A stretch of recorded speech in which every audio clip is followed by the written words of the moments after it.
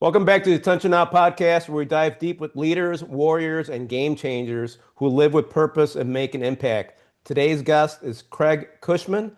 Craig, it's great to have you on the show today, my friend. It's great to be here, Dave. I appreciate the opportunity and the invitation. Awesome, man. I'm excited for the audience to hear all your experience. You have a wealth of experience. So let me start off with an introduction. Today's guest is Craig.cushman. He's a sales leader, marketing strategist, global trainer with decades of experience helping organizations grow through leadership, culture, and high performance sales teams. Craig currently serves as head of marketing at FinFit Life, where he helps drive growth at the intersection of financial services, health, and personal development. Through his career, he has held senior leadership roles. Craig has spent years training leaders and entrepreneurs around the world, helping organizations build strong cultures, develop high-performing teams, and create sustainable growth, if I could say that word. Known for his ability to inspire and encourage audiences, Craig has spoken to large conventions and trained hundreds of thousands of people worldwide on leadership, sales, and personal development. Craig, did I miss anything, my friend, that you'd like to add? No, you said a lot. All right, awesome, awesome. And actually, it was a lot longer. Like I said, you have a lot more experience, but it's like I got to make this short so people could we could cut right to the We, chase. we can't So, we can't we can't spend the whole time reading my CV. I'm either interesting from all of my life experiences or I'm not. So we'll just keep moving. awesome, awesome. I think I met you. It's been about 5 years that I've known you, Craig. I Four or think five that's years. about right. Yeah, Yeah. yeah, yeah. And just for the audience, just to kind of keep track, maybe down the road, a little bit down the podcast, I'll mention it to you. But it took me a couple times to see what he reminded me of an actor, and I couldn't remember who it was. But we'll talk about that towards the end, which is pretty cool. Craig, where did you grow up? And tell us about your family, if you don't mind. Um, well, I grew up in the Northeast. I was born in Hartford, Connecticut, and Okay. I grew up there. And when you're in Hartford, it's a tiny little town stuck in the middle of Boston and New York. So you have to make a decision who you identify with. So I correctly identified with Boston, and so I'm a Boston Red Sox, Boston Bruins, kind of kid growing up. I was obsessed with the Red Sox growing up. Used to play in my backyard and pretend I was the players of the day, which is Carl Yastrzemski and Carlton Fisk Oh and my and gosh. uh, all those guys. This is in the mid '70s when they were a real powerhouse but it was always frustrating because they didn't win the World Series, and it was another 25 years or so before that happened. But when it did, it was amazing. But that's where I grew up. I got married really young, right out of high school, actually, and it was a scenario where my high school girlfriend got pregnant, Okay. and I had to make a choice about school or being responsible, and I chose responsibility. Something my dad instilled in me. He was a Marine and instilled that in me that if you play, you pay. And Yep. so I took that responsibility. I forfeited a scholarship to play soccer and stepped into fatherhood. And and it worked out. Nice. Um, it worked out actually remarkably well, and I stayed with that woman for about 32 years, Oh wow. Okay. and we ended up having five children. And so I had three boys and two girls, and so my oldest is now 40. He'll be 43 this year, Wow. Okay. and then my youngest is 29 this year. Okay. And so they're all amazing children. They've all grown up to be amazing family people.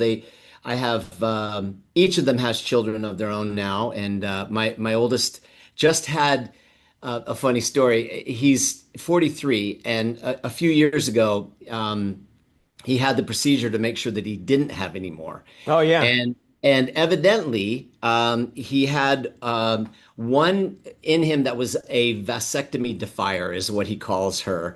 And so he and his wife just had their fourth a couple of Wow. weeks ago. Okay. And then I have that was number 13 grandchild. I have number 14 coming next month and number 15 coming in September. So, I've been blessed immensely from what was at the time seen as, kind of taboo and a mistake and all of that. But I decided then that I was just going to go do it and make it happen. And I was fortunate enough to do that. And now I have the return on that investment. So I grew up in the Northeast. When I left and got married young, I went out to Idaho and Okay. I lived there. I ended up going to Boise State University before it had the blue turf, and started my life there. And then I ended up in California knocking on doors in the summer of 1985, and that experience it changed my life. That's the experience where my life's trajectory found a course, found an identity, and I've been in the world of selling and influencing and teaching and educating and training and inspiring and motivating ever since. Wow, that's awesome. It was like the perfect next question. I was going to ask you what moment did you realize that you wanted to focus on building teams and growing companies and getting into sales, right? So what were you knocking on doors for? So there was a in the mid 80s there was a an opportunity for companies to in California um, to take advantage of something that Pacific Gas and Electric had overfunded their clients, and they had to find a way to give back. So there was a several years where it was just a money making machine Okay. selling insulation and home upgrades.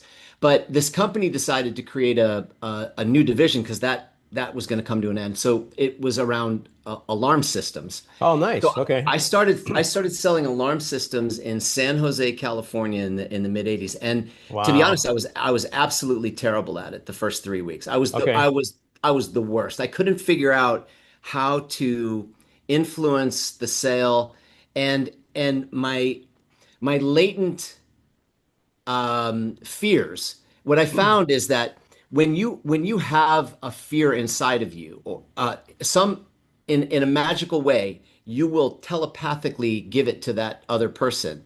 And so every objection that you felt like you couldn't handle was the one that they found in and gave it to you, and you had to, you know, deal with it. So what what I learned in that process is how to um, reframe my brain in a way. And it took me several weeks. I literally would go home crying. I mean, I was so frustrated. I had a wife and a young child, and I needed to make money. And They did and provide. Yeah. yeah, I did, and I was determined that I would. And I remember listening to Zig Ziglar as I would drive down to the area that I was working, and then every day at lunch for a couple of hours, I'd knock doors in the morning for a few hours, and then I'd have a 2 hour lunch with the guys. We'd all meet at the East Ridge shopping mall under this giant oak tree, and we'd just talk about what had happened in the morning, and then we'd go out in the afternoon and do it again.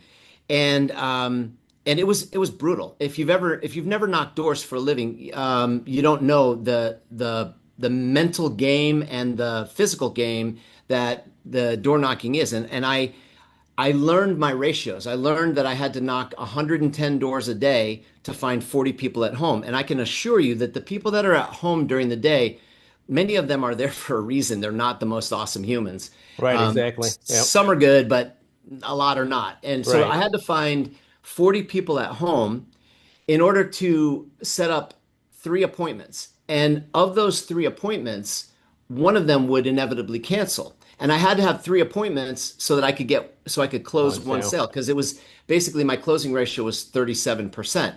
So I had to knock a day and then some in order to make a few $100s on these sales. So it was a task. And it was the spring, summer in California, so it was pretty hot, and there were dogs, come out and bite me, and people brandished guns and called the police and slammed the door in my face. And I'd have to Oh, go from door to door and be the most pleasant person that they've ever seen, even though the last door was a miserable experience. And so I learned a lot of self-talk. Dennis Waitley, Zig Ziglar, Norman Vincent Peale. I was obsessed with that stuff. But there was one quote that did the most reframing for me, and it was a woman named Ella Wheeler Wilcox, okay. and the quote was this: "There is no chance, no destiny, no fate that can circumvent, hinder, or control the firm resolve of a determined soul." And I would Nice. say that between the doors over and over and over and over and over. I've literally said it millions of times, which is, this is like 40 plus years ago, and I still have that mental model of reframing. So life doesn't hand me easy. I've made a lot of money. I've sold billions of dollars worth of products and services since then, but I've had plenty of challenges and plenty of hard moments to this very day. And it still comes to reframing your brain. And so that was the moment that changed the whole world for me. That's a heck of an experience is knocking door to door, right? Yeah, I did door-to-door business sales, but definitely you have to have that right mindset. You could go a day or two without anything, and then you just got to keep on going. So I think for sure. that's a great lesson to learn. So I love that.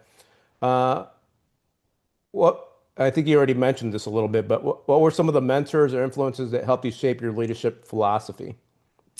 Yeah, it was for sure it was a lot of Zig Ziglar's funny ways of that he say things, and Dennis Waitley's 10 best kept secrets of total success. I found that those two men, in the way that they spoke and wrote, really related well to me. And but Zig especially, the everybody has heard the Zig Ziglar uh, platinum rule is really what it is. That if you help enough people get what they want, you'll Yeah, always get what you want. that's Everybody true. has heard that. That Right. was Zig, and and I remember that having a massive impact on me. And I had also read the Seven Habits of Highly Effective People, and so I was enamored by Dr. Covey. And so between the seven habits, where it was like I was taught, okay, be proactive, begin with the end in mind, and put first things first. I understood, like, you got to prioritize your life. You have to envision what it is that you want to be. And then you have to go out into the world and think win-win. Think about them. Think about the customer, and seek first to understand before you're trying to be understood. To get that embedded in my brain early was, well, it wasn't easy, because I still was like, I've got to sell. And I was focused on what I didn't have and lack and all of that, which is the opposite of what you should be doing. But I did that, and eventually I learned the power of synergizing, which is really optimizing what they have, and what you have, and supplementing what you don't have, and leveraging people and situations, and finding a way to get to solutions. So those became the anchor philosophies that guided me, and actually gave me resilience. They actually gave Right. me relentless energy, because what I've landed on, even to this day, decades later, everything we do points at confidence. Right. And what people, you either have it or you don't. And by the way, you wake up every day different. You're emotionally challenged every day. So sometimes you're like, you know, the sun is out, and you're Feeling super great. Right. uber confident. But sometimes you're not. And you have to have methodologies and routines that point at confidence. And so for me, I look at life in, anchors and activators. The anchors are things like you're talking about, the mentorship and the philosophical guidepost, and the seven habits would be like an anchor philosophy. And then there's the activators, which is the content and the context. Why are you doing this? And the competence, the skills that you get. And that engenders your confidence to put that energy out into the world. And that's what selling is a transference of energy. So it's what you take in thoughts that create feelings that then are expressed out as energy and your feelings. And then you begin to perfect your communication. You build your commitments around what you're doing, and you be consistent about it.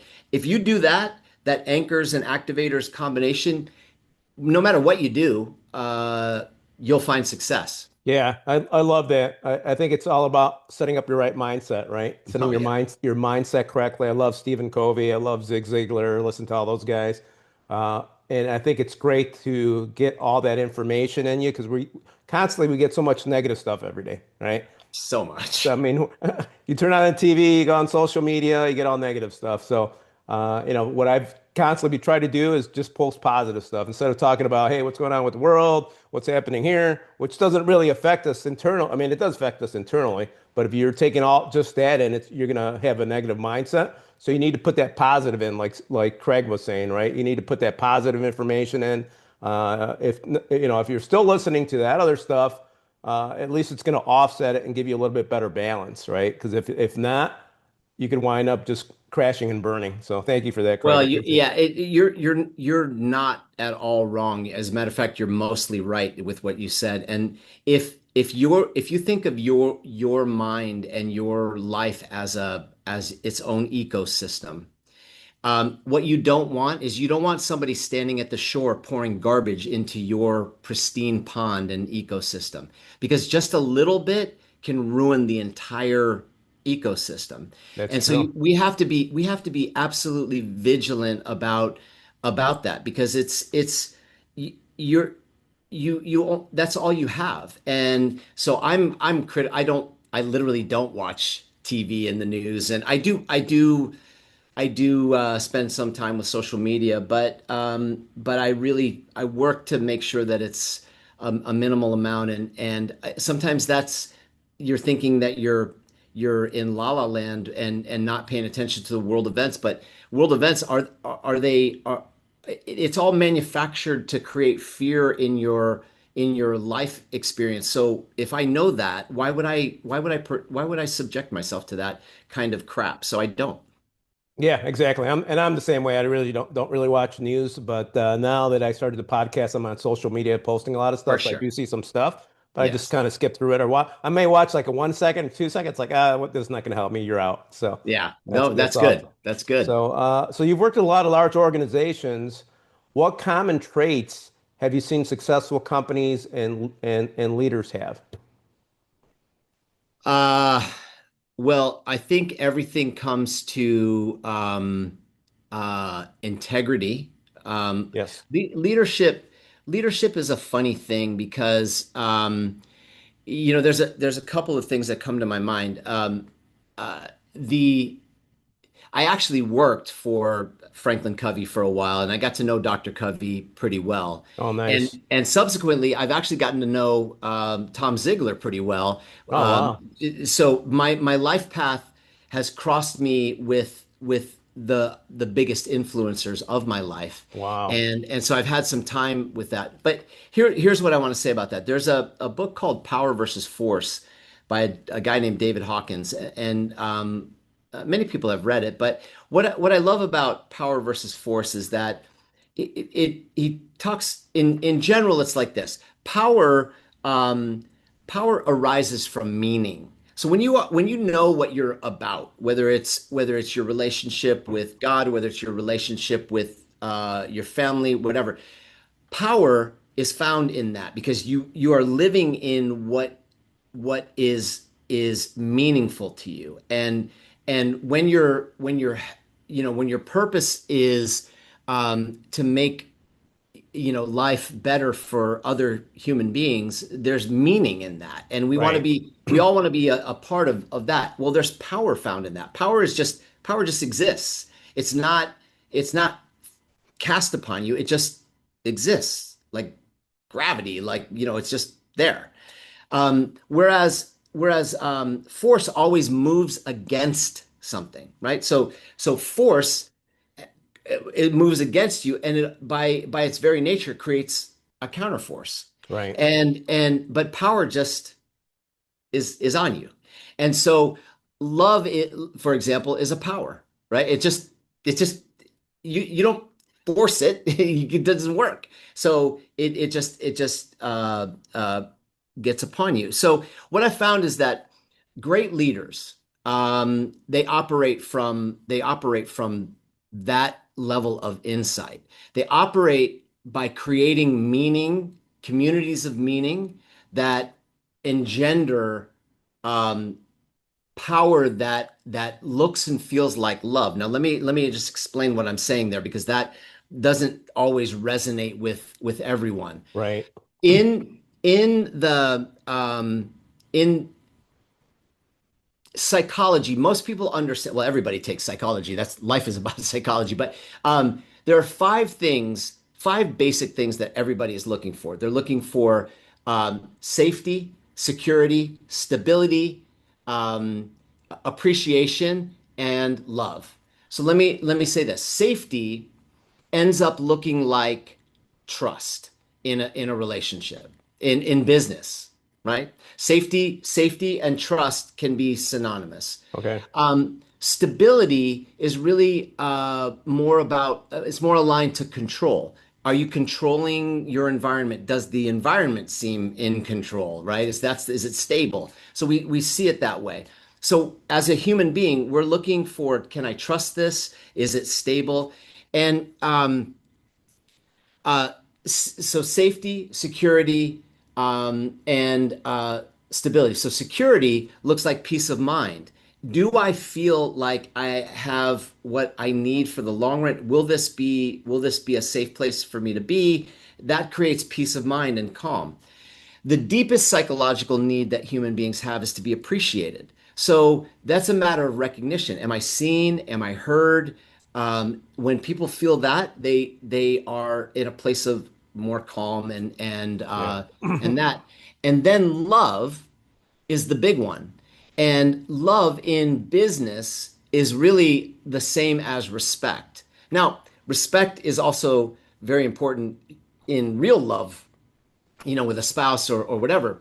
But respect, if you don't have respect in an environment, you'll leave. There's no question. Right. Um, That's true. if you don't have appreciation, you might stick around, but you might not like it, or you might even complain about it. Um, but you can weather some of the other things, but the things you can't really weather are a lack of trust or a lack of respect. And so what your point about what do I see in leaders? I see leaders, great leaders, they operate with like all the elements of integrity, with the intention to create an environment that creates safety, stability, security, recognition, and love. Great leaders do that. Steve Farber wrote a book called Love is Damn Good Business. And I concur. The more that I've been in environments where my customers have loved doing business with me, the people on my team have loved working with me, and they say that's what we often say. Hey, I love that guy. I love working in this environment. When that is happening, you have created a winning environment. And if that's not Yeah. happening, then there's work to be done. Yeah, I love that because kind of like what we were talking about when you're knocking on the doors, you got to find out what that customer needs, right? For Same thing sure. with leadership. You got to find out what your employees need. And I think if you go out those principles you mentioned, that's going to be great because the greatest leaders have always cared about what I'm doing. Ask me how your day is going, what's going on, instead of looking over my shoulders or looking what else is going on in my life. It's like, no, they're here to care and help you grow, which is pretty cool. I Well, love that. there's something magical about how you grow a garden, or how you grow anything. And great I find great leaders, they're far more optimistic and positive. Now, some would argue no, because there's different personality types, Right, there's different exactly. there's different brain capacity. I know very, very smart, intellectually genius people, but they may struggle from the interpersonal thing. But if they're in a place of leadership, you might be subjected to that style, and that may not resonate, but their intentions might be good. And if you know the intentions are good, you can forgive the the style. But there are some people that they just come at everything negatively. It's always from like what you didn't do, and that becomes exhausting after a while. And growth comes from a positive, optimistic, future-driven mindset for the most part. So, it's love versus fear, right? Yeah, It literally is. Fear will constrict you, and love will inspire and create for you. It's which camp do you set your sights in? 100%. I love that. Hey, Craig, and we're going to talk a little bit more about FinFit in a minute. And you were talking about all your kids and grandkids, and you mentioned your oldest is 40. How old? It's 43. 43. So you're doing something right, brother. Because if I didn't really know you, if I saw you, it's like, oh, that guy's probably like 51, 52. So good job, brother. And I know I know you didn't You're have that kind. kid at 11. You're kind to the elderly, my friend. I appreciate that. So speaking about that with mindset, thinking about mindset as well, uh, working out is really key, right? To make sure you're performing, your body's working optimally, and your mindset's working. What kind of workout do you do daily or weekly to keep that going? Yeah, no, it's 100% true. And the business area that I'm in is an interesting one because our company lives at this unique intersection of health and wellness and financial services. So it's financial wellness and physical wellness and the lifestyle to enjoy it. That's our tagline. Um, and it started as a physical journey of the founder, who's a very successful man in his own right, well known in the financial services world. Actually, he's ranked number one financial services provider in, well, not provider, but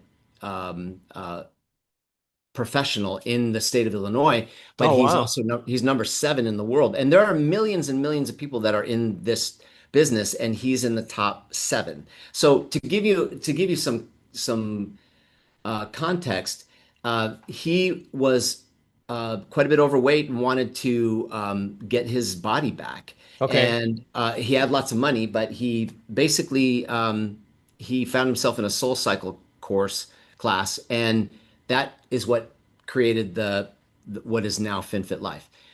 Coming back to your answer, the FinFit Life uniqueness is our relationship to John Hancock and Vitality. Vitality is a company out of South Africa that incentivizes healthy living. Okay. And it's snapped onto the John Hancock solutions, and it literally rewards you for going to the doctor, going to the dentist, going for a walk, working out, logging into the gym, whatever, and you win money and prizes on your app in addition to lowering your premiums and putting more money into your products, so you get higher returns and you live longer. And guess who wants you to live longer than your family? It's your life insurance company, because they get to move with your money longer. And this is a win-win shared health and wellness scenario. And it was created in South Africa. There's a long story behind all of that, but so John Hancock is now tightly aligned with the MIT Age Labs in Boston. They're both in Boston, and so they are all about longevity. And many of the speakers in the John Hancock cadre of speakers are from there, and Dr. Gabrielle Lyons and Gary Brecken. Like, these guys are at the leading edge, bleeding edge, David Sinclair Wow. of longevity. So everything in these conversations is about living longer and living healthier. Now, I read a Harvard study 10, 20 years ago on high performance. And and it was interesting because it topped off at spiritual. And which is not what we talk about in business generally, Right. just like love. But here's the deal. There's four levels of high performance, and it starts with your physicality. And many, like Dr. Lyons will say, you a key component of you living longer is your muscular Right. skeletal muscle. And the stronger that your muscles are, the longer you're going to live. There's a direct corollary. So it's not cardio, it's musculature. Right. And so the point is that your physicality is your number one thing that you're working on. So again, and this is business high performance. So there, it's saying you'd better be strong and physically sound, and it stands to reason. If you're sick, you'll be on the bed and you won't be going anywhere, and you won't even be thinking about anything until your body gets well. So if you can take control of your body, be healthy and fit, that will then take you to the next level, which is your emotional health. So Right. obviously, mental health and emotional, vitality is important, and they're closely aligned because how you think and feel goes into your body and it wires in your body, and that creates more of how you think and feel. So that's a reciprocating machine. But when your body is healthy and your emotions are healthy, then that unlocks your curiosity and your intellectual capacities. You would then seek more knowledge and insights, and you receive more downloads from the universe around you, as it were. And only then, if your emotions are stable and your body's physically sound, that's when you're learning the most. And Right. here's the triple threat. When those three things are in alignment, then and only then do you ascend into the spiritual being that you are, that your aura goes out and around you, that's it's above you and extends from you, and it's measured and proven and all of that. The healthier you are, the more your heart beats, and the more aligned around integrity and love and all those things I said, the further your aura extends, the more people feel your genuine intents to do good and be a good human being, and they pick up on it. And if Yeah. you're not, they'll pick up on that too. And so the answer to your question, this is a long way to get there, but I lift weights. I walk incessantly. I live in a beautiful place in Tampa, Florida, and I can walk everywhere and along the river, and it's gorgeous here, and the weather's typically good, and so I walk and run. I do Spartan races with my kids and my Nice. friends, but it's a nonstop lifting game for me. I lift pretty much every day. I have stuff in my home. I never leave my place without doing some curls and some push-ups, and I got to work on my core a little bit. But it's I love the challenge of staying physically fit, and I don't want to be you can't guarantee anything, but I don't want to be a tired, lethargic old guy. I you Right. know I don't want, I Exactly. don't mind being an old guy, but I don't want to be a sick old guy. Right, exactly. And that's amazing you guys are connected with all those top performers as well. Yeah, So, and I do the same thing. I do more weights. I probably need to do a little bit more walking, but I got to do something because if I don't do something for a week, I could feel the difference. Not only got to physically, but move. mentally, I feel the difference. It's like, Just what got the to move. heck, man? Nothing, nothing Yeah. changes. Nothing changes your state of mind like movement. There. If you're depressed, move. Go for a walk. If you're tired, go for a walk. Get Like outside. nothing. Yeah. If you're sad, frustrated, angry, anything, the only thing that will ever change your state of mind is forward movement.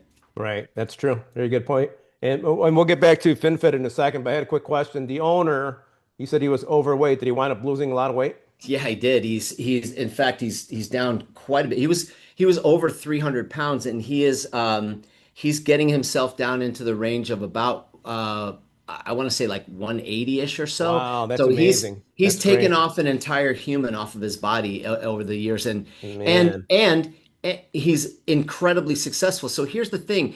He has had even more opportunities. He has written the last couple of years, he has written the largest insurance products solutions anywhere in the world. This guy Wow. writes massive insurance deals, and they can people can see it on him. So it's kind of cool. That He's a walking example of what he speaks. that's a great example for the company. I mean, he probably saved his life basically because a lot of people that are in that situation don't end up having the longevity in life, which is pretty cool. So that's awesome. So uh, tell us a little bit about how's everything changed with technology, social media for leaders to build a team and influence people nowadays. Well, it's both easier and more challenging. Okay. I think that we have the ability now to meet remotely and build teams all over the world and do that. Human beings still need interpersonal, in-room, live interactions. We're social animals, and we actually thrive and need that. So we need other people around us. Right. It's a fact. But I think that that technology is allowing for um, new and better ways to learn. So, for example, I'm affiliated with a group called Fuel. Okay. You can find the website is fuel.io. Okay. And I'm actually a listed performance instructor in the Fuel cadre. Platform. Okay. Uh, right. So, and in there, they have the capacity, like I live as an artificial intelligence version of myself as well. And so I've put this to the test with a select team of people in my company where I've given them assignments to go into what is called Craig AI and follow certain prompts and ask them to develop their story, overcome objections, write texts to send to prospects, this kind of a thing. And they can interact with Craig AI, my knowledge base plus some. And what ends up happening is their skill sets keep ratcheting up. Why? Because it when you're figuring out how to do anything, having an interaction with an expert it's highly valuable. And so, but from a time standpoint, there's only so much time you have in a day. So, like, I can't personally coach 100 1,000 people. people. Right. No, I can't. I can't. But I can with Craig AI. And here's the better thing: most people resist like role play and practice, and Right. yet nothing anchors you like it. Why? Because you become so vulnerable and you get stripped open and you realize in front of other people you are being seen for the imposter that you know that you are. You're pretending that you are really good at something, but you know that you're really not, and but you really want to be. And so you put yourself in a sales training event or whatever, and that's where everybody's brave because you're all there being brave together. But that's not enough.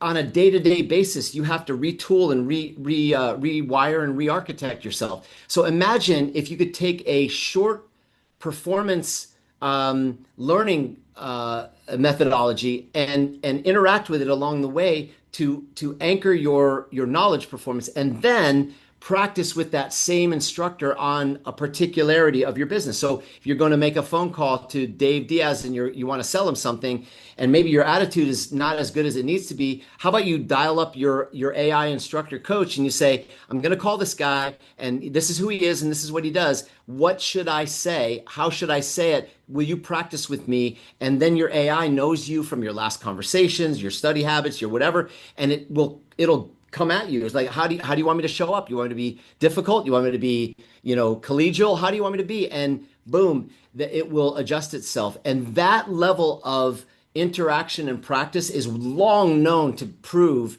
the difference between mediocre, and massive. And that is a confidence building skill set and tool set. So I live on these three pillars: mindset, skill set, tool set. Your mindset has to be, and I think mindset is not the best name because it's not set, it's in flow. But we don't Right. say mind flow. That's a weird name. Right. But mindset, skill set, and tool set. So if you can build your skill set while you're adjusting your mindset, leveraging this tool set, and then ultimately leveraging the tool set of whatever you're in, you have you have set yourself with the odds-on favor of winning. And that is at the end of the day what we're all trying to do is get into the arena and have an amplification of everything you've prepared yourself with, from your your identity and your integrity, to your energy and your passion, to your strategy and the reasoning and the timing of the business, the timing of the client. Now you're in the game. You're really in the game to win. So That's awesome. what technology is allowed for is a better, more refined experience, less vulnerable, more interpersonal at your time frame. That's a spectacular evolution in training. I love that. That's awesome. And can people, obviously individuals can use it Oh yeah. and companies can use it as well? Yeah, it's Okay. you're gonna get a maximum benefit if an entire company comes in, because this is very different than ChatGPT. It needs to be stated. You can set up your own ChatGPT. So probably somebody here is probably like, ah, I've already done that. No, you Right. haven't. You haven't done that because this is radically different because of the way that this technology assimilates all of the conversations. It knows the last conversation you had. It'll bring it up. It'll make recommendations to you. It aggregates across all of the trainings without spilling, into the public sector. These are enclosed models, and they can see where real success takes place. So if somebody is taking one course inside of the catalog and they're going through it and their sales begin to spike, we can see that. And it's like, Right. oh, well, you know what? If Joe took that, then Sam and Sandy need to take that, and let's see what happens. And this kind of process is there. So it's best if a whole company can do it, or a sales team, but individuals can sign up and do it as well. Actually, I can give a reference link where Yeah, people yeah. I can was going to come in. ask you that if they should reach out to you, or the company should reach Yeah, out to I'll you, or I'll individuals. That'd be great. I'll drop you a link to put in the Podcast. podcast, Okay. and people can sign up for 7 days for free, so they can come in, they can test it, see it, work with it, and they'll realize how amazing it is to have basically a coach in your pocket anytime. That's awesome. Yeah, I think that's a great tool. Like I said, a lot of people don't like to do the scenario where it's in person, but if they could do it at home, or even if they're out in the field, right? It's like, hey, I'm Yeah. getting ready to go see this guy. Do the role play with me, which would be pretty What's cool. actually even possible is companies can upload their own information, because Oh, nice. So tailored there's to their info. Okay. yeah, there's a white labeling possibility coming. Well, it's not a possibility, it's actually coming. Okay. And in that regard, I could be out in the field. I can pull up my phone. I could just pull up my fuel app, and then I could ask it, like, if I don't know, I'm sitting with the prospect right there, I can ask it, hey, what should what I don't remember this. What should I say? So, like, this is my AI right here. This is Craig AI on fuel, right? So there I am right there, Okay. right? So and I can go into live mode or chat mode, and Can if you I have a play a, question, a short clip on that to show us? I don't know that my I have. If it's not set up, don't worry about it. Not a It's problem. not well. It's a credits issue. I have to re-up my credits. I think I can chat, but what's also cool about this is that I my AI speaks Russian, Vietnamese, Nice. Korean, Spanish, Italian, Slovakian, So it could be in Polish, any like a like lot of languages, which is pretty cool. yeah. Yeah. And I can barely speak English, so it's kind of cool. Hey Craig, what's one piece of advice you would give your 25-year-old self now? Mm. I got a whole list for Um, myself. I don't. that you know what it there's so much. I think that I would say spend more time being present. Yes. I have spent so much time and wasted so much time in my life in anxiousness about the future. Hmm. And we all have the same stuff. We have the past, the present, and the future. And we never live in the future that I know of. And unfortunately, many of us anchor ourselves and live in the past when the past is really just for education purposes. Is like, what did you learn? And if you can calibrate your life around winning or learning, not losing. A lot of folks still carry losses and failures. And I would say to that person, you've never failed and you've never lost. You've learned something new from Hmm. whatever that circumstance is that hurt you, that you didn't achieve. I have told my kids, just joking around, like, hey, your dad has never lost. And they think I'm crazy Right. until I explain that, look, the way I look at it is I haven't achieved everything I've ever wanted to do. I still haven't. And but every time I attempt and don't, I analyze and I decide to make a different move and I do something different. And that has affected my way of seeing life. And in the future, if I see my life kind of like an hourglass, right? So the future would be the top of the hourglass where the sand is, and then the past is the bottom of the hourglass. The present moment is that narrow neck, and that's where we live in that narrow band. And every grain of sand that is coming through represents a moment in life. And if and we waste many of them, we just let them pass by and we don't think about them. And when we look into the past and see all that sand at the bottom, we know most of their names. Like that one hurt me, that one was good, that was my child, that was this experience, whatever. So all of that from the past is a great education. But it's only in the present moment that we can make decisions, and we are living in one now after another, indefinite numbers of nows, because we don't know how many grains of sand are still above us. We That's hope there's true. a lot. We could see it is still there, but we don't know how many of them are left for us. And so when we stay in the present moment and maximize that to the best of our ability, life feels different. Um, I think it was Lao Tzu that said that depression is found by living in the past, and anxiety is found by living in the future, but its happiness is found living in the present, or some Something variation of that, what I right, just right. said. That's awesome. And so for me, the present moment is really the place I would tell my younger self to stay in, because I've wasted so doggone much time anticipating a future that never happened. I was worried about things that never occurred, like many, many, many, many, many people have written over the years.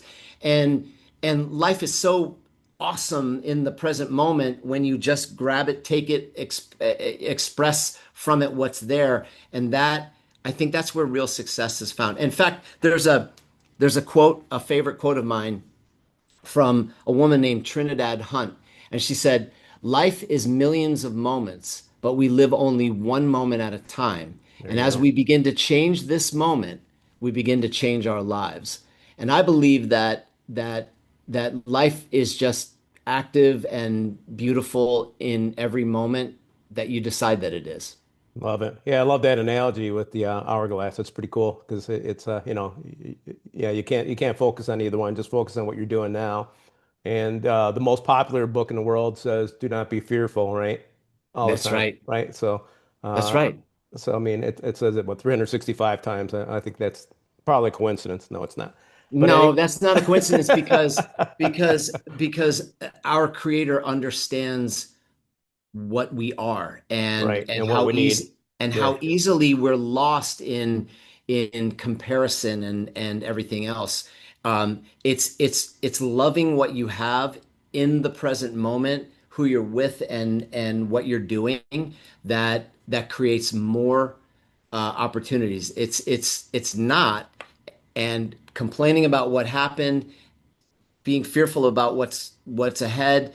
That's where you lose life. You are not utilizing the talents as given. And right. if you want to bury them and wait for the gardener to come back, then that's up to you. But that's not what you were asked to do. You were asked to expand your talents, and that can only be done in the present moment. 100%. Speaking of creator, does the creator help you out daily in your life? Without question. There is no real true success that you can create yourself. Yeah. Um, we're not we fool ourselves and say that I actually have a shirt.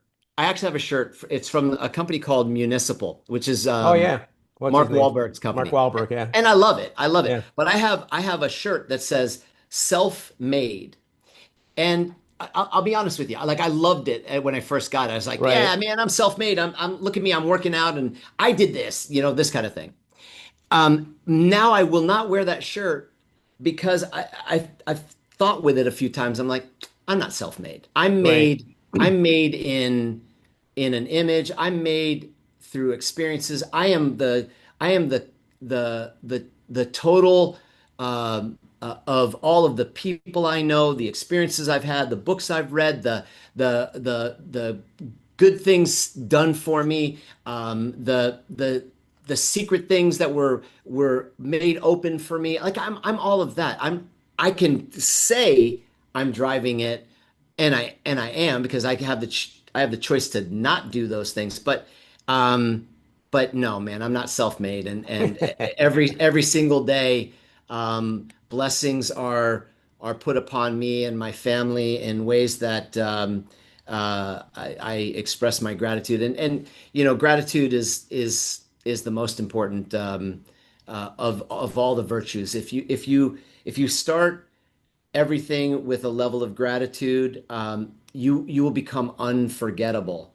If you lack it, you will become unforgivable. So, Yeah, and I totally agree with you. I used to like the song from Sinatra. I did it my way, and then after a while, it's like, wait a minute, nah, I gotta do you it his didn't. way. I gotta do it Yeah, his way. It's like, you all right, never didn't. mind. I'm not listening to that song anymore. So I totally get it.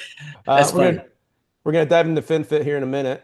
What was one of the failures in your career to end up becoming one of the greatest lessons for you in life? Um, well, I think the the real big lessons have come in sometimes in the smaller um, failures. There have been some moments where I had an opportunity to close a big sale or and probably the one that hurt me the most was going into a big sales opportunity and and not respecting the client enough to do the pre-work that was Got it. necessary Okay. because I was coming in to represent my solution to Right. make the sale as opposed to going in to understand what they needed.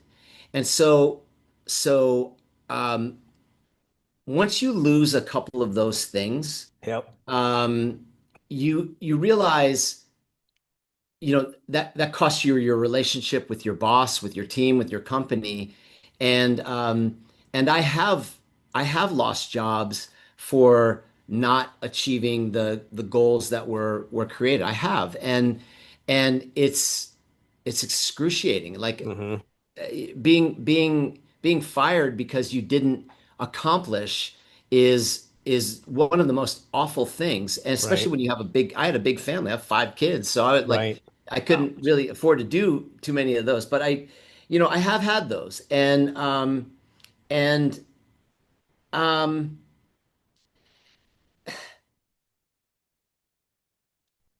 it's really like it's this gap between ego and spirit and wanting and moving. Yeah. So and that's where goals go to die, in that gap. And so thinking that I had all the answers, which I did, I had all the answers to the questions that I asked, Right. Exactly. but I didn't have the answers to the what they did. And so over the time, over years, I have leaned into far more of going into their world first. Right. When you go in, and that's in everything, in every communication, I seek to go into your world first. And, in this podcast scenario, this is you asking me. But I've discussed your world with you personally. But in a selling or getting to know somebody's situation, just spend more time listening. Just go in and be about how can you help them achieve what they want. Is what this discussion is about a real opportunity for them? And if it is, do they have the resources to do something about it? The time and the money and the attention. And then if they do, how do they make their decisions of what they choose to focus on or do? And if you understand it is an opportunity, they do have the resources, you understand how they make their decisions, then you can present an exact solution that serves them and meets their needs, and then you can go on to building the relationship with them. Yeah. In that order, not see. I used to be like a professional lunch taker outer. I'd go out and thinking, I'm just going to build a relationship and then they'll give me business. That is not how it works. Yeah. In some cases, you leverage off of the relationship you've had for a long time. But to get to that place, you have to be of service and a partner to getting them what they want. And if you help enough people get what they want, you'll always get what you want. And Right. what I just explained to you is actually found in the word order, ORDER.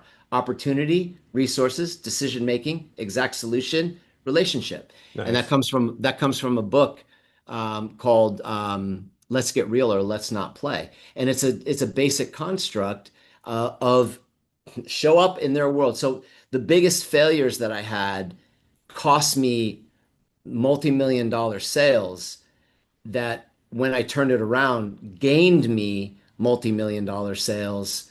Um, and and so that those turnarounds, sometimes you can't know what to do unless you're operating from pain of not repeating it. Right, exactly. So, Yeah. Well, like you said, we're that hourglass, right? So and I've done the same yes. thing. I used to come in and, provide my solution right away. And I had a CEO on last year. It's like he goes, I don't even bring in a PowerPoint the first time. I sit down and talk to them first, the first meeting, which is pretty cool. So that's Good that's call. a it's a good lesson for us to learn. Uh, One last question, and then if you could tell us a little bit more about FinFit. If I'm a young 20-year-old stuck, don't know where to go, what should I do? Oh, well, okay. So if I'm a young 20-year-old, I would Or even a work, 30 or 40-year-old, what the heck? Some people yes. are still stuck, right? Or if So, you're a young 60-year-old, yeah, whatever. exactly. There you go. Some of us are 60 on the outside and 20-year-olds on the inside. There you go. Um, I listen, I think that it's delusional to think that you control your results in life. Um, amateurs are delusional. Young people tend to be delusional, thinking I'm going to retire at 40. Yeah, now, it doesn't mean that it doesn't happen. It does happen, but but generally no. And in fact, you really don't want that once you get there because you realize that's not it. That's Right. not it. And so there's some delusion in there. And so I think the most important thing a young person can do is master their what I call the belief operating system. Okay. The belief operating system is what I call your boss, your BOS. So if your results in your life are not exactly what they ought to be, what you want them to be, um, because you stopped long enough to look at the data, the empirical data. You see what house you're in, you see what money's in your bank account, you see what the scale says when you step on it. That is a real data evaluation about your life. That's an adult decision, and so if you are not where you want it to be, then you have to get a new boss. Yeah. You have to fire your boss and get a new boss. And the good news is you're the boss. And because it's your belief operating system. So what do I mean by belief operating system? Well, we the results we get in life, they may be like focused on based on our goals, but they happen based on our behaviors and our actions. Right. Okay, so no secret science here. Like your actions drive your results. Just like working And out. Yeah. yeah. And actually corporate America spends billions of dollars on working on you and your behaviors and your actions. But it's not sustainable Right. because it's not your boss. So Exactly. your boss is your mindset and your attitude. Your mindset is your kind of like your fluid emotional decision making, the your personality, the wired beliefs inside of you. That's your mindset. It can be it's your EQ and your IQ, right? It's all together. That's your mindset. Boom. And your attitude is obviously your confidence. It's your energy combined with your mindset will drive the behaviors and the actions you take. So it stands to reason if you have a bad attitude, like if you have a bad attitude, and have you ever awakened with a bad attitude, Dave? Yes. Good. Same. Our emotions can change day to day. Yeah. But our clients don't want that. They don't care. So they want the best actions and the best energy and the best behaviors that we can create. So the our attitude decides whether we are on our way or in our way, and it's that subtle. And so if we have a great attitude of learn and win, and or I learn or I win, and we have a great mindset, our behaviors and actions will show up when we show up to that individual, and we'll be confident. We'll sit like your CEO with just talk, figure out what do you need, how can I help you, I want to get you there, and that kind of a thing. And this is like a IQ, EQ, and then your relationship quotient and your energy and all of this, right? So your attitude is driven by your talents, Right. right? And your mindset is driven by your life's conditioning. So our life's conditioning is a smorgasbord of old beliefs, false beliefs, lies that were told to us. In fact, there's a lot of science, and I won't go there, but in your amygdala and your hippocampus, they are known to hold only the most episodic failures of your life. The things that scare you, fear, that hurt you, they're held in technicolor in your hippocampus and your amygdala. So the moment you see the future is bright, those things they come right to the top of your brain and derail you. So we have to reprogram that. That's all in our unconscious brain, our subconscious brain, and that's a like that's the programming that runs autonomically. That's just there driving your body's functions and also your brains. So the thing that we have to do is we have to go deeper than just our attitude and our mindset, because that's not enough. We have to go into our talents and our life's conditioning. We have to reprogram our thoughts about ourselves, our we have to rewire it, we have to change our personality, we have to do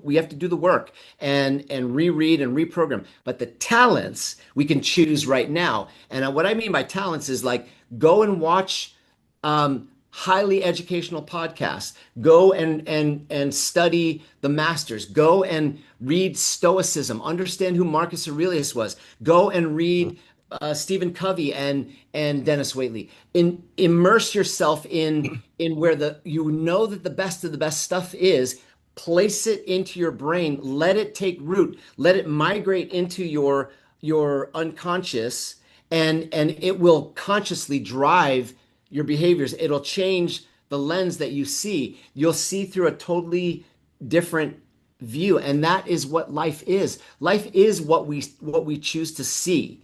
And so if we change what we see, we change what our life becomes, and that is the boss. That is your belief operating system. It will either fuel you forward or it'll fool you into stopping. And that's why it's so important. So, as a young 20-year-old, the answer to this question that you asked is that the 95% of your brain that you don't understand is driving your life. So, with your 5% that you do know, put only the stuff that is the most value to the 95%. Move out all of those doubts and fears. They're going to be there. You're programmed to have them.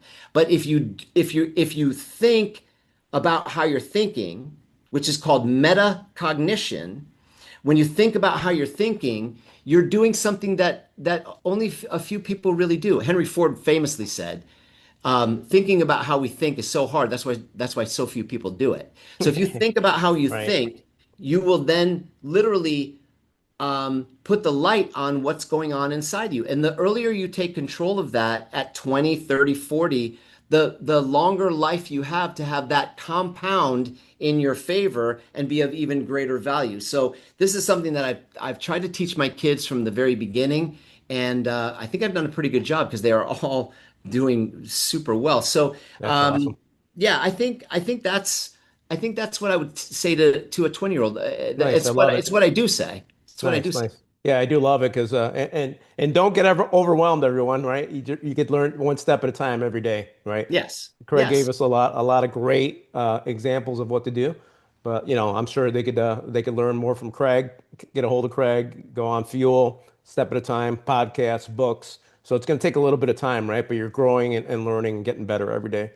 So, all right, let's talk about FinFET. I know you talked a little bit about that. What else can you tell us about the company, the organization, how it works?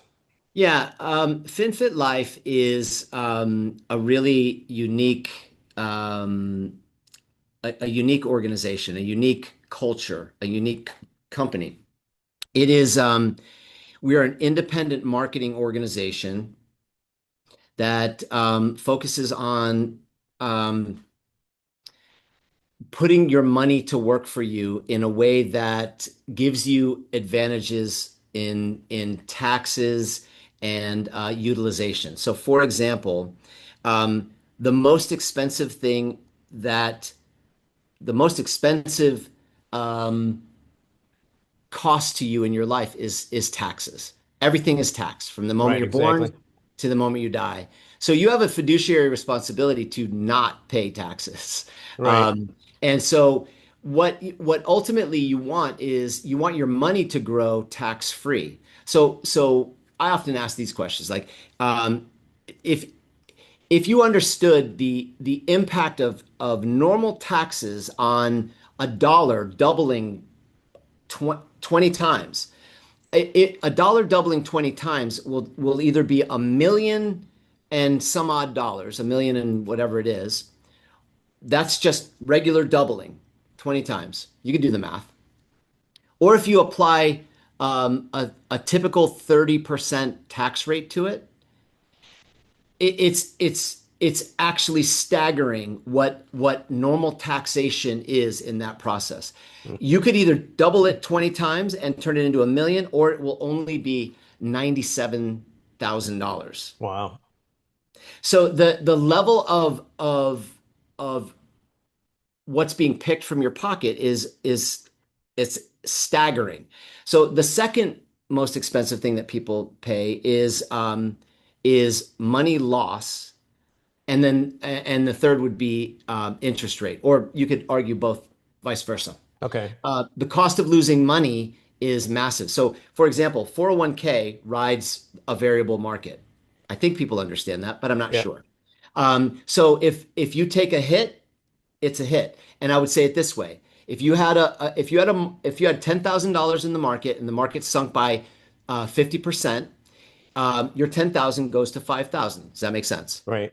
Okay, so let's say the market corrects back to where it was. Okay, so it just went back up 50%. So your 5,000 just went back up, but it didn't go back to 10,000. Your 5,000 went up 50%. That means you got another 2,500. So now you're at 7,500. The market is exactly where it was, and you just gave away 2,500. Does that Right. make sense? Yeah. Yep. Mathematically, you get okay. So now imagine you were in a vehicle that had a protection at the bottom. When the market goes down, your money doesn't go down. Your Nice. 10,000, the market goes down 50%. Your 10,000 stays 10,000. It comes back up 50%. Your 10,000 just gained 50%. It's now worth 15,000. So the swing between a market loss and a recovery is massive. And Warren Buffett said famously, "I have two rules of money. Number one, don't lose money. Number two, don't forget rule number one." Those are his rules. And so he doesn't permit losing Any money. loss at all, right? This is why so many 401ks turned to 201ks and 101ks in some of these last egregious market downturns. So you want your money working and growing and compounding in a safe environment. So we do that. We help people build and accumulate wealth and assets, because you don't retire on assets, you retire on income. So you want your assets to grow big enough that they yield income to sustain your ideal retirement. So we create retirement solutions. We cover you in the case of catastrophic things, so you can responsibly leave money to your family. But the most important thing is we do all of this tax free. Like Nice. if you grow tax free, you can take the money out tax free. You can it's remarkable, and you get incentivized for living healthy, and it allows your premiums to come down, more money to go into your instruments of growth and protection, and you generally receive 2 to 5 times the kinds of returns that you'd find in other vehicles like this. And we offer even like the most important things around gaining control of your budgets and gaining control of your debts. We have programs for all of that. We're literally the most remarkable financial guidance and health and wellness combination. There's nothing like this, and we are exclusive. This is the thing. There's a lot more people joining the health bandwagon around these life plans, but we are the only ones that have the full effect of Vitality, who underwrites this whole thing, and John Hancock, who's tied so distinctly to the MIT Age Labs and the longevity discussions. They even have a docu-series on their website that's worthy of watching if you're into longevity. Okay. And so we that's FinFit Life. Nice. We're a group of independent people who come in. They could start their own business. They can become a client. They can become a business partner, or both. And anyone can do it. It's a remarkable environment. We have people from Puerto Rico to Hawaii, and some in Canada, and everywhere in between. And so if the financial services world holds some interest, I'd be happy to talk to anyone and everyone about their current financial needs, or the opportunity to build a business with me. Awesome, awesome. And what's the best way for people? It sounds like a great program, right? Saving It's great. taxes and which is really that's just huge right there by itself. But getting Yes. healthier and getting rewarded for that. How do people contact you for that, Craig? there's many ways. You can find me on social media. You can find me in LinkedIn. You can find me on Facebook. You can find me on Instagram. My Instagram handle is the number seven Cush, seven Kush. Okay. I can be found there. You can find me from the FinFit website, which is finfitlife.com. There's lots of information on there. There's even several podcasts that we do called Fit Talks. I host those from time to time. And my email is easy. It's Craig.cushman at finfitlife.com. So Awesome. simple. Okay. But also Fuel, you can find me through Fuel. So I don't hide. I'm easy to find. If you want And you I want to and catch I me, you can catch me. and Easy I'll put all peasy. the links on the podcast as well, so All right. they don't have to look it up as well. You're not Awesome. on IMBD though, right? No, I haven't. Okay. All right. I haven't made any movies in quite some time. My last So one was Die Hard, but and it's that been a and while. that's where I was going. So that pretty much he gave it away already, right? So people think, it took me, like I said, a couple times. He looks like Bruce Willis. If you could tell us any stories that you might have had about people telling you that, and then and then after that, just if you could close out with what do you want people to remember about you or your company tonight? So if you, Yeah, so there's a couple funny stories about Bruce Willis. There's two that stand out, but I promise you there are hundreds. It happens a lot, and one was I was actually in Korea, and I think you may or may not know, but Asian Asians love Bruce Willis. He's probably more revered in Korea and Japan and China than the U.S. oh wow, And I was in Seoul, and I was at this place called the Seoul Tower. It just stands above the city of Seoul, and I was up there. It's a tourist place. Well, an entire bus of Korean tourists were coming, and I was walking with the person that was showing me around the okay, city. And the bus stopped, and people came off the bus to take pictures with me. oh my gosh, And my guide was like, no, no, no, no, that's no Bruce, no, no Bruce. no, no. But they still wanted to take pictures. And it was very, very funny. It was actually really, really funny. They The didn't one ask that you for was autographs, right? You didn't sign Well, an autograph? no, Okay. that has happened. Okay. That has happened. At one point, I was in Las Vegas, and I was buying something in a store, and somebody was like, like this, and and I was like, no, I'm really not. And they're like, oh, yes, you are. Come So on, don't fool so with so us. so I signed an autograph. That's terrible, but I did. Well, but here's something that was interesting. So I was living in Beverly Hills a couple of years ago, Okay. and I'd gone out there to open up a company for some folks in Asia actually, Okay. and so I was living in Beverly Hills, and there was a in Beverly Hills, everyone knows Rodeo Boulevard, Yep. but there's a lot of cross streets. There's a cross street called Brighton, and on Brighton, there's a little costume jewelry place. And I happened to walk. I parked one place, and I was going somewhere else, and I walked past it. I was like, wow, that's really interesting. It had interesting stuff, and so I went in, and the guy's name is Leon. The place is called Leon's. Okay. And I went in, and I started up a conversation with the guy, and it became a place where I like to buy some really cool things. And he provided things for Hollywood movies and events and stuff like that, because his costume jewelry looked like it was real deal stuff. Okay. And so anyway, one day I had a bracelet that I needed refit for me. And so I left it with him, and I left him my phone number. And I went on my day, and I got a call 30, 40 minutes later, and he said, Craig, this is Leon. I have a question for you, a request. I am good friends with Bruce Willis's mom.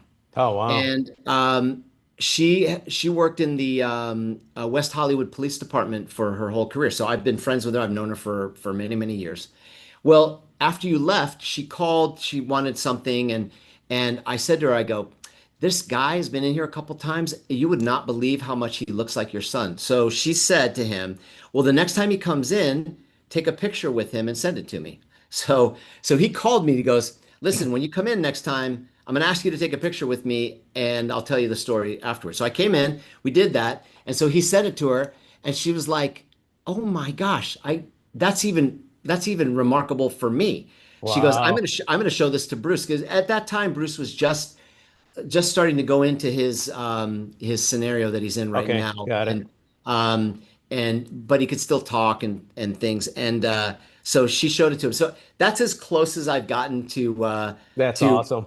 to being his stunt double. But a really funny thing. But it happens it happens often, and remarkably, it happened a lot in LA, which is crazy. That would be the last place I would have thought, but it happened a lot, and but it still happens around. And some of the companies I've been with, they will say things like, even in FinFit out in California, some of them they call me Bruce and stuff like that. So Nice. it's That's been silly. awesome. It's been happening for a while, but kind of fun. It would have been pretty cool if you could turn that into monetize it and be like a model or something. That'd be pretty cool. Hey, it's never too late, brother. You never know. So Well, hey, if anybody's looking for a Bruce Willis lookalike, model, smart, great, yippee ki you'll have his contact information. So get a hold of him. So, all right, Craig, close us out with what you would like people to remember about you, your business, or just in general, please. I think for me that it's do whatever it takes to find your way to being more confident in all parts of your life. Do the things that you have maybe held back on. Um, you know, you can, it's said that you can act your way into good thinking easier than you can think your way into good acting. And so that stands to reason. Just take action. Action is the thing. When you move, we said it earlier, you change your state. And if you act with imagination, then you are actually creating who you're going to become. And if you confidently act with your imagination of what you want, you are likely going to achieve that and win the day.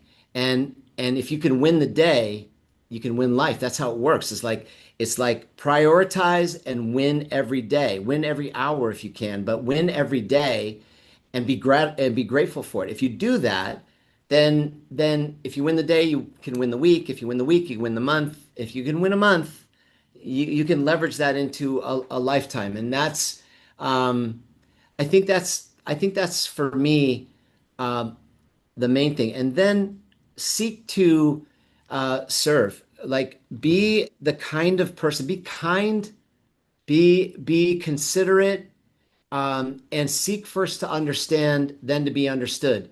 But don't put up with any crap, Right, right? So be kind. I used to say it this way: be kind, but take no shit. right, Like there's a lot of people that are dishing out nonsense. You don't have to be kind to unkind people, but if you are the energy first and you give the chance for it to be reciprocated, and if it is, foster it and grow it because the world needs more of that now more than ever. And but stay far clear from those who would poison that and your own ecosystem. The sooner you're that way, the more powerful you become. And this is the name of the game. When you show up to play the game, play to win. And if you fall down 7 times, stand up 8 and know that you are operating in integrity with who you are and your identity and do it with energy and passion. Make sure that what you're doing, you're good at, you can make some money at, and it makes you happy. And then be strategic and have a reason for it. Know your why and your context for doing it and be able to articulate that. And if you have those amplifiers and those activators, then whatever arena you're in will be the amplifier of you. And your broadcast will become coherent and heard by everybody in that place. And the timing will be what it is. Everybody's timing is different, but you'll find those whose timing matches yours.